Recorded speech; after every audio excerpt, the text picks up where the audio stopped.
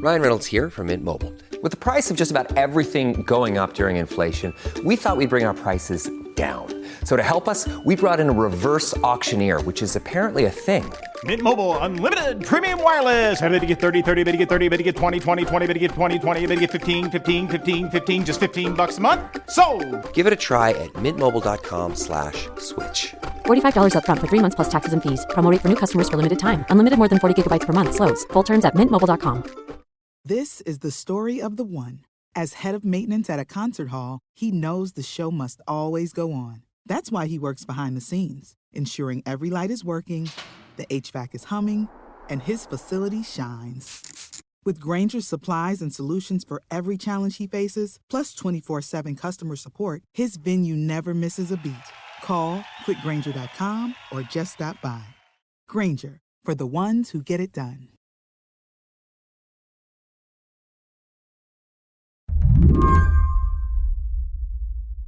Before I tell you what an economic termite is, I want to introduce you to the guy who coined the phrase. His name is Matt Stoller. He writes about the economy. And he wants to acknowledge something, a feeling he's got that he's pretty sure you've got too. Our experience in the economy is just worse, right? Things are more of a pain in the ass, and you don't really know why.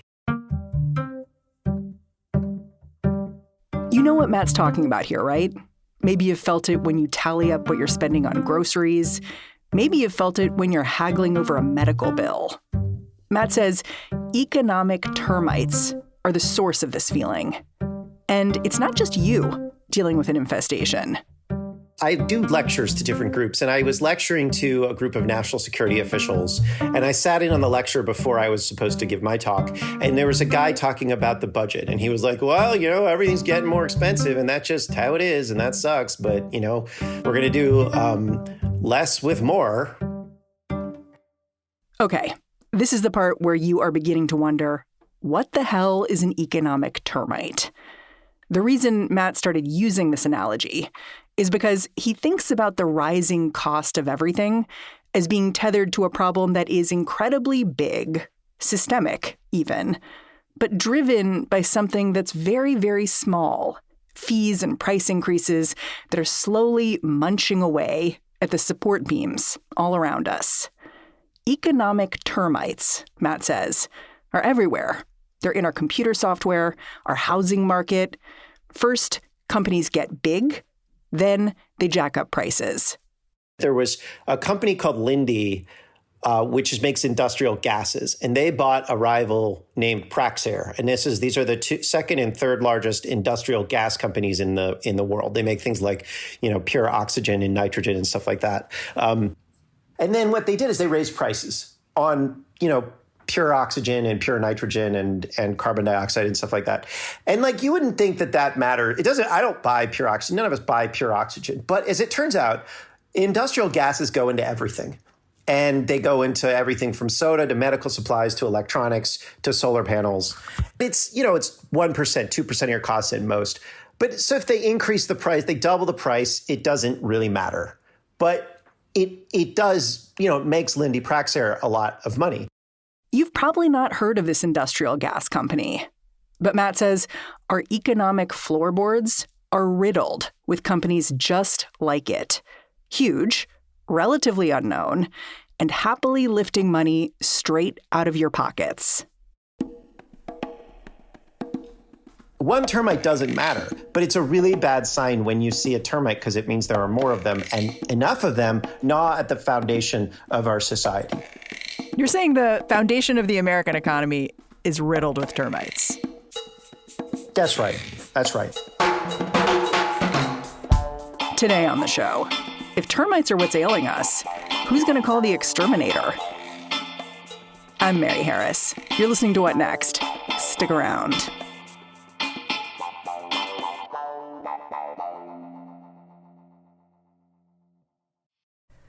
This episode is brought to you by Washington Wise. Decisions made in Washington affect your portfolio every day. But what policy changes should investors be watching?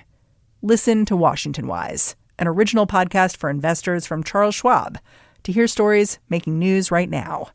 Host Mike Townsend, Charles Schwab's managing director for legislative and regulatory affairs, takes a nonpartisan look at the stories that matter most to investors, including the policy initiatives for retirement savings, taxes and trade, inflation fears, the Federal Reserve, and how regulatory developments can affect companies, sectors, and even the entire market.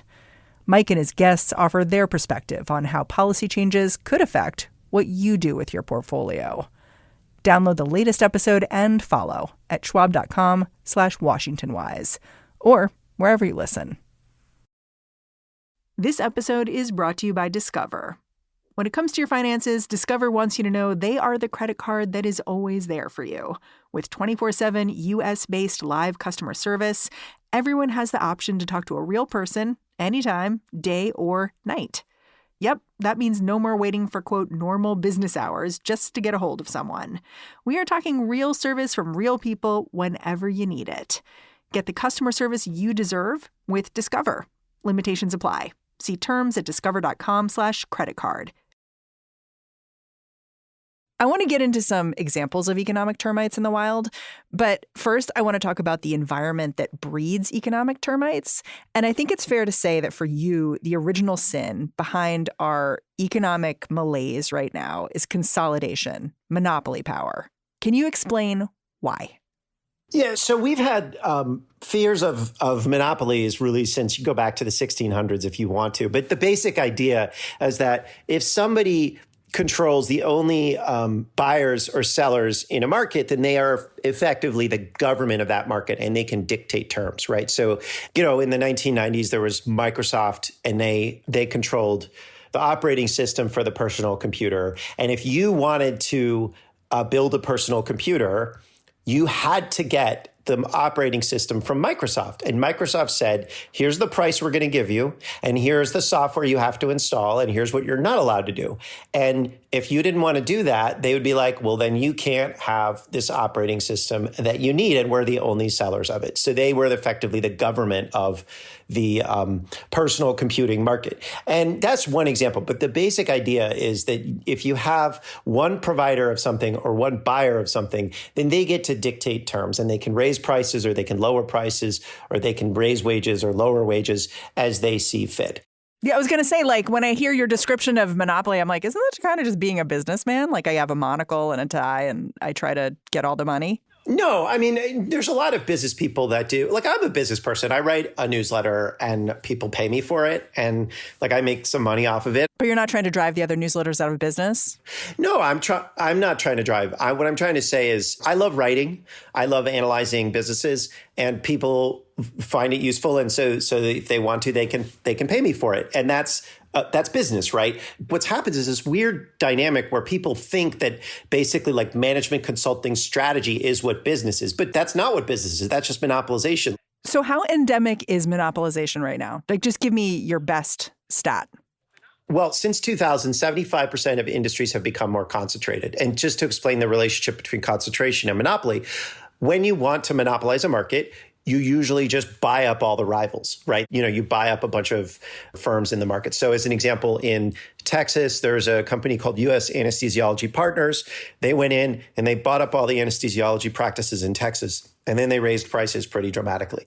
And you can see how this leads to an economic termite, because once you control the prices, you can just keep tacking on fees pretty much whenever you like.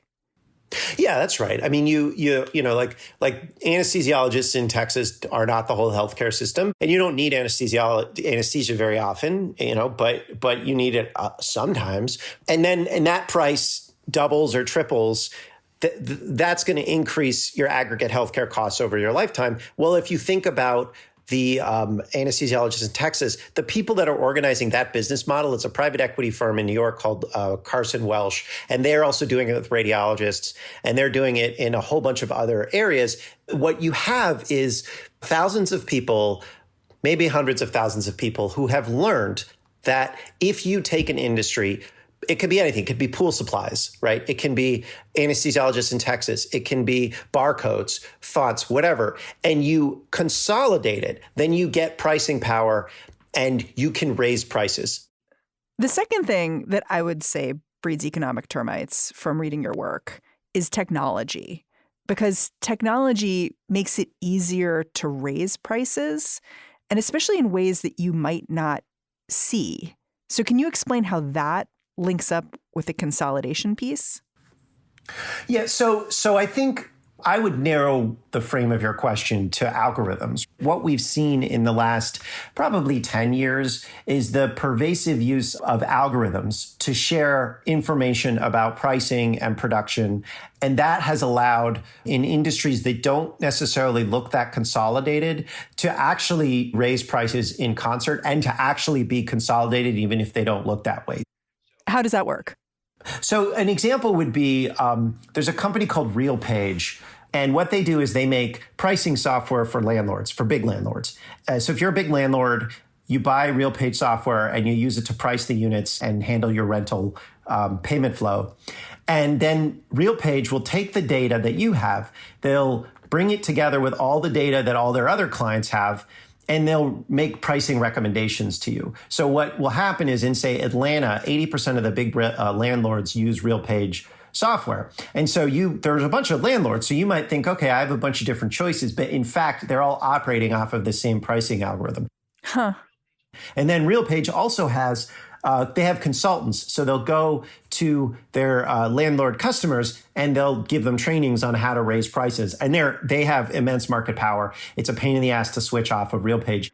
So if the infrastructure behind a company is consolidated, it doesn't matter how many companies there are, because what's undergirding all those companies is one big mammoth thing. Yeah, that's right. And the landlords, what they did is they switched their business model from we try to rent out everything, right? We got to get the phrase is heads in beds, right? We got to rent out everything we can to actually we'll hold apartments off the market, because if we can hold 5% of our inventory off the market, but raise prices by 10%, that's a net win for us. That only works if there's no competition.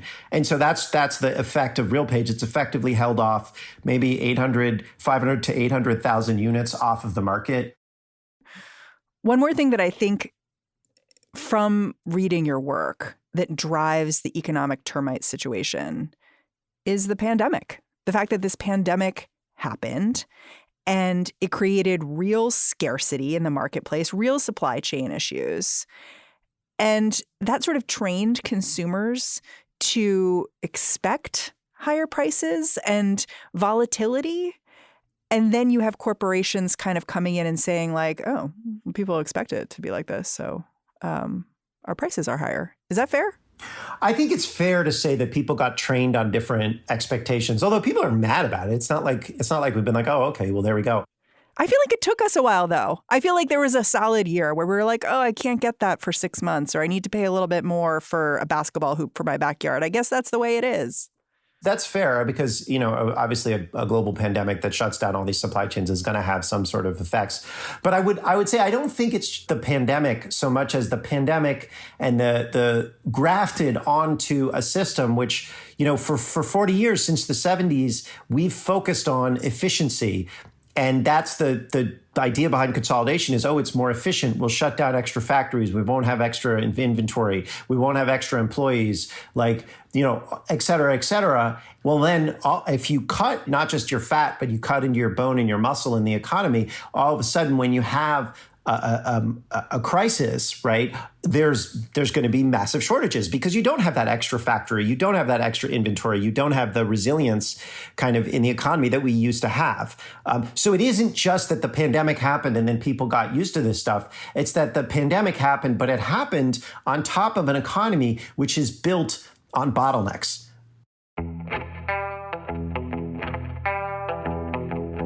We'll be right back after a quick break.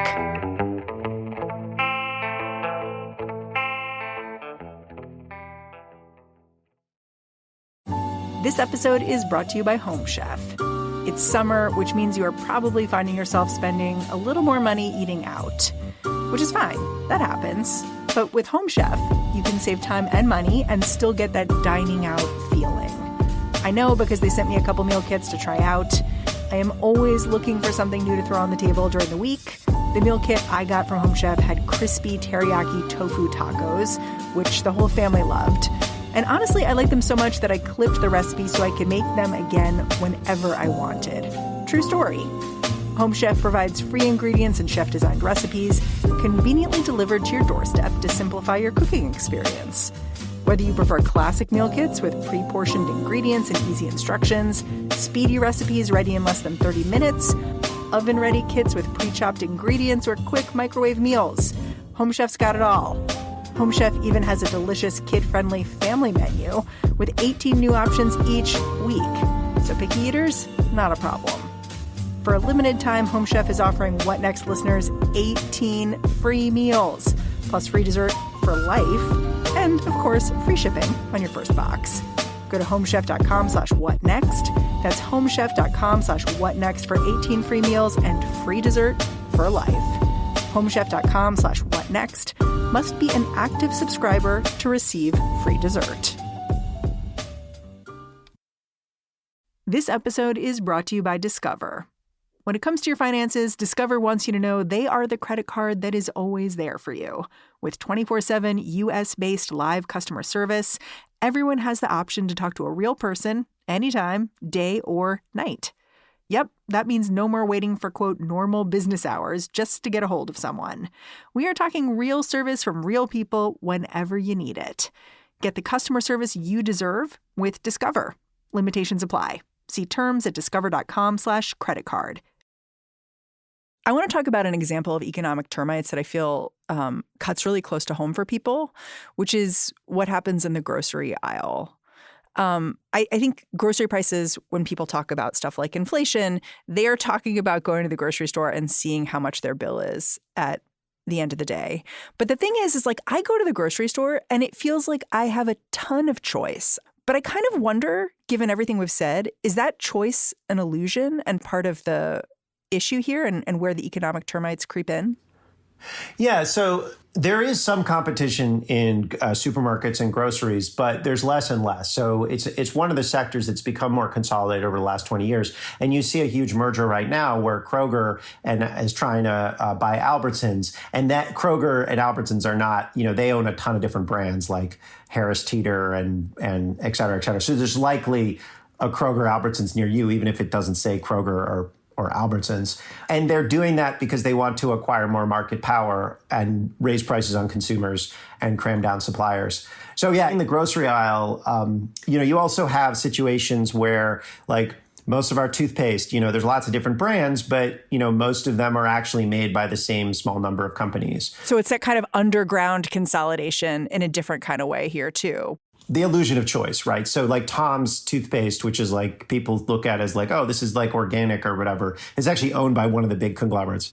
The other thing is these supermarkets have done something which is kind of crazy where the toothpaste aisle, they will go to say like Crest and they'll say, all right, you organize this aisle for us, right? So you set it up, you put your competitors in there however you want. These are called category captains. And so the supermarkets, even though there are different competitors, the toothpaste aisle or the dental care aisle, whatever it is organized the same way in a lot of these supermarkets because they have category captains. So the structure of business over the last 40 years has oriented itself towards more and more consolidation in the name of efficiency. Well, and they're also slotting fees, right? Like, so retailers will go to companies and be like, hey, if you want to be at eye level, you're going to pay us a little fee. These are called kickbacks. Yeah.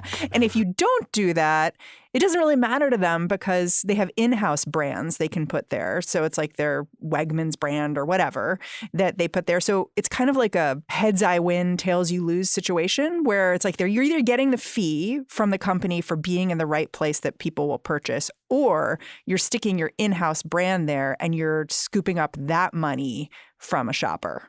Yeah, so it's like you could literally talk about this forever, but the point is like the reason that people the thing that makes us feel so powerless about economic termites and about consolidation is because it feels like things are getting worse, but you can't diagnose it, right? And that I think is like it's awful to be sick and have a disease, but it's much worse to have like some random health conditions and you can't put your finger on what's wrong. And that is, I think, why this problem is so, it's like, that's one of the reasons I think people are so mad. They're like, things are just worse and I don't know why.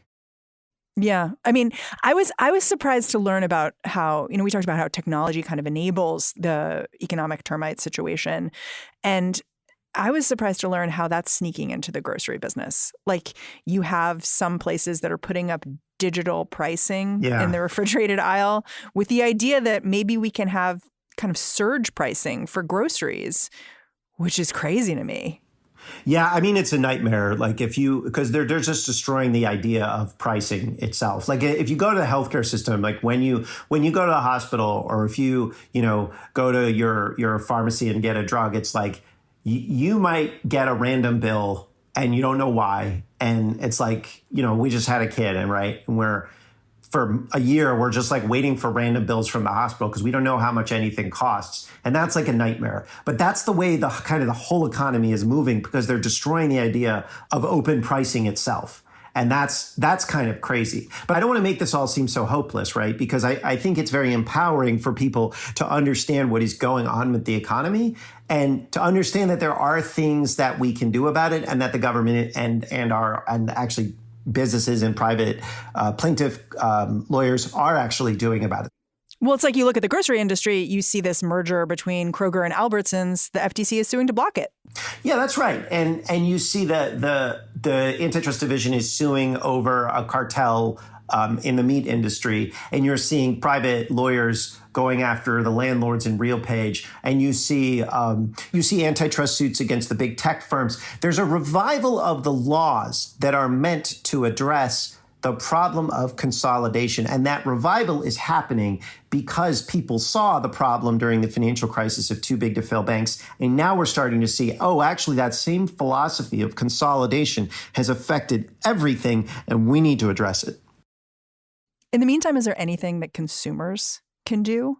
Or are we just stuck living in this house that's slowly rotting from underneath us? This is not a consumer problem. This is a political problem. Like, this is something that people can do something about. It's like, educate yourself, learn about how our economy actually works. And that's really the first, I know it sounds like cheesy, right? Because people are always like, educate yourself. But normally what they mean is like, watch the news and see stupid people arguing about stupid things.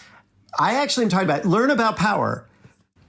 And if you learn a little bit about that, you're in that industry and you can describe it, then like that's actually really valuable, because you can base a lawsuit off of that, or you can base political action off of that, and you can fix that one industry. And if we fix enough of these industries, then we do actually restore some fairness in our marketplace. Now, I don't know. I mean, you could talk about how Biden should talk about it, or Trump should talk about it, or whatever.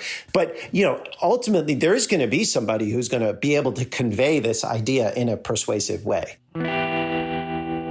You're starting to see people test out this messaging, but it's very, very powerful because people understand what's going on in their lives. Matt Stoller, I'm really grateful for your time. Thanks for coming on the show. Hey, thanks a lot. Matt Stoller is behind the Substack that's known as Big. He's also the author of Goliath, the 100-year war between monopoly power and democracy. And that's our show. If you're a fan of what we're doing here at What Next, the best way to support our work is to join Slate Plus. It's our membership program. Go on over to slate.com/whatnextplus to sign up. What Next is produced by Paige Osburn, Elena Schwartz, Rob Gunther, Anna Phillips, and Madeline Ducharme. We are led by Alicia Montgomery with a little boost from Susan Matthews. Ben Richmond is the Senior Director of Podcast Operations here at Slate. And I'm Mary Harris. Thanks for listening. I'll catch you back here next time.